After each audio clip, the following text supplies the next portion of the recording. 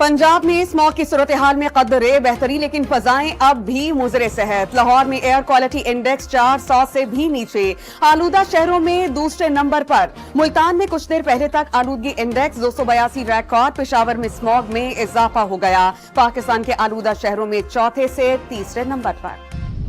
पंजाब में स्मॉग से मुतासरा शहरों में लॉकडाउन में मामूली नरमी। लाहौर, मुल्तान, फैसलाबाद और गुजरावाला में खेलों की सरगर्मियां बहाल। तयशुदा इवेंट्स जारी रखने की इजाजत। फजाई आलूदगी की रोकथाम के लिए इंतजामिया की कार्रवाइयां जारी। आलूदगी फैलाने वाली गाड़ियों पर एक दिन में 63 लाख रुपए के जुर्माने। आलूदगी फैलाने वाली गाड़ियों पर जुर्माने किए गए। मुल्तान में 4 दुकानों को ताले लगा दिए गए। 30 भट्टे सील्ड। फैसलाबाद में धुआं छोड़ने वाला बॉयलर गिरा दिया गया। लाहौर फजाई आलूदगी से शदीद मुतासिर, लेकिन एहतियाती तदाबीर से लाहौरी शहरी दूर। ग्रीन लॉकडाउन का ख्याल, ना ही मास्क लगाने की जहमत गवारा। बेएहतियाती के बायस शहरी मुख्तलिफ अमराज में मुब्तला होने लगे।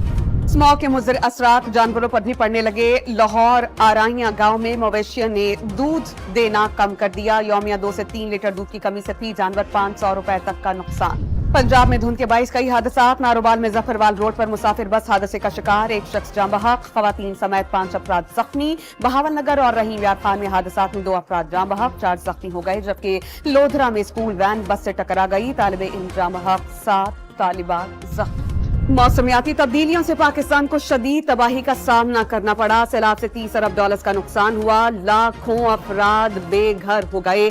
फसलें तबाह हो गईं। वजीर आजम का बाकू में इजलास से खिताब।